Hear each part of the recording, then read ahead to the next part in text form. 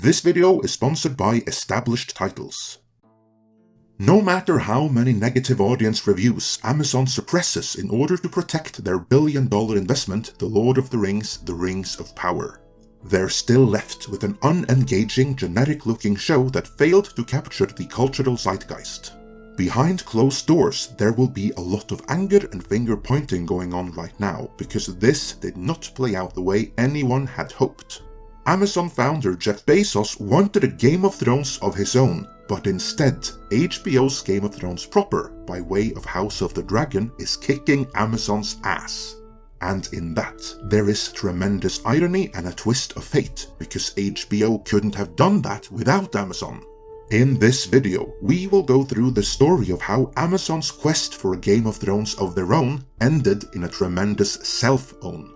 In order to do that, I will first look into the decision that led to their Lord of the Rings failing, how their quest for a Game of Thrones backfired, and how they in the process ended up helping HBO, who is still the Lord of Fantasy Entertainment.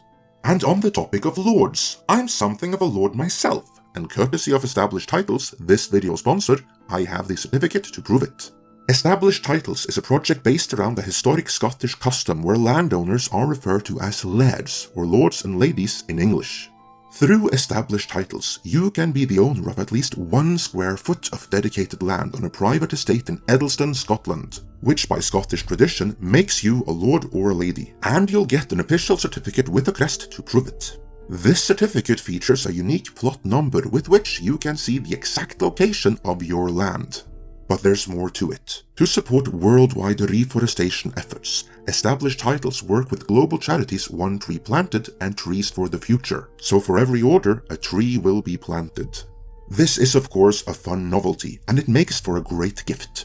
In places where prefixes are allowed in official documents, you might even be able to replace Mr. or Miss with Lord and Lady. Established Titles is running a sale right now, and if you use our code EDGE10, you get an additional 10% off. Go to establishedtitles.com/edge10 to get your titles now, link is in the description. With that, let's get into why Amazon's Lord of the Rings was on shaky ground from the very beginning.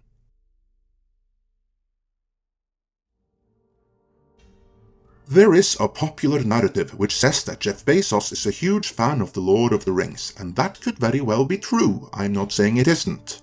But based on Brad Stone's book Amazon Unbound, a more balanced view of the situation is that Bezos simply wanted Amazon to dominate the fantasy market, and for all ages. What he really wanted, according to Stone, was a Game of Thrones of his own. Not the actual Game of Thrones, the rights for that were taken, plus it was coming to an end at the time, which meant there was about to be an opening in the market.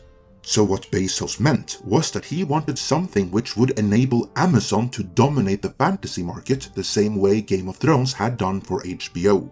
To make that dominance complete though, they weren't looking for just 1 Game of Thrones, but 2.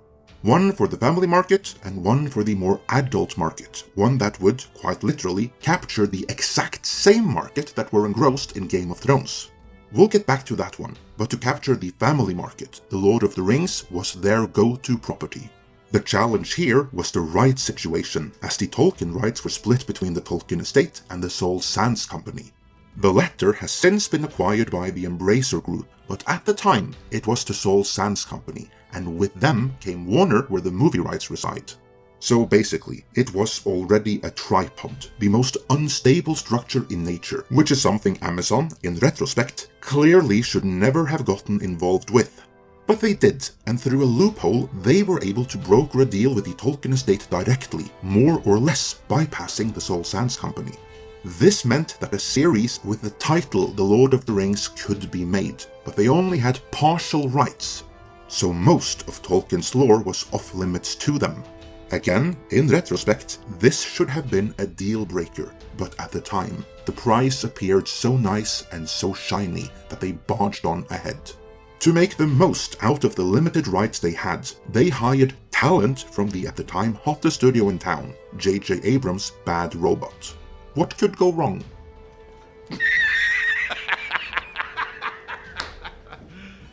You serious? I can only surmise that there must have been quite a bit of groupthink going on, and the Amazon executives pressed on against their better judgment, because every outside observer could tell that they were headed for disaster, and they were about to make it even worse.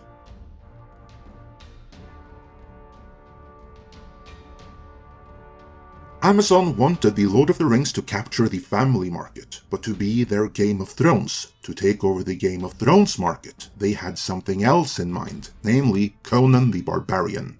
It was the perfect property to fill the same need as Game of Thrones, and they had the perfect showrunner for it, one Ryan Condal, then of Colony fame.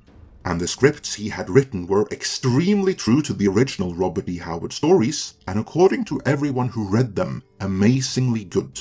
But then, the executives who had commissioned Conan in the first place were Me Too'd and replaced with Jennifer Salk.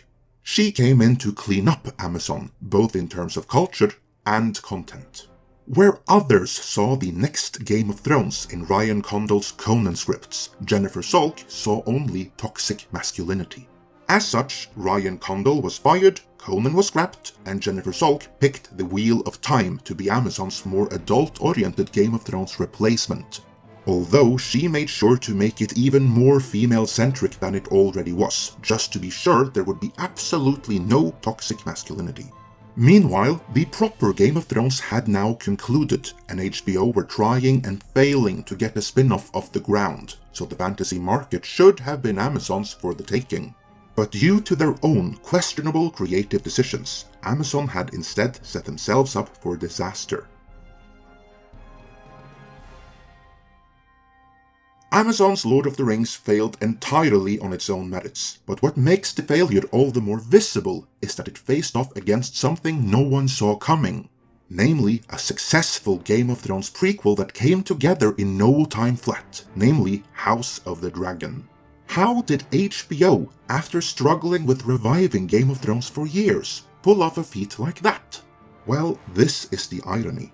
After Amazon fired Ryan Condal and scrapped his Conan series, J.R.R. Martin handpicked him to showrun House of the Dragon. Unwittingly, Amazon had not only killed their own Game of Thrones replacement, in so doing, they had, in a roundabout way, assisted HBO in reviving their original. Under Ryan Condal's leadership, The House of the Dragon is a smash hit for HBO, and already renewed for a second season. Amazon's own wannabe Game of Thrones, The Wheel of Time, naturally creatively failed miserably. And as for their Lord of the Rings, let's just say it's never good when audience reviews have to be suppressed. Let me know your thoughts on this self-own in the comments. And before you go, remember that Established Titles is running a big sale right now. And if you use the code EDGE10, you get an additional 10% off. Go to establishedtitles.com/edge10 now. Link is in the description.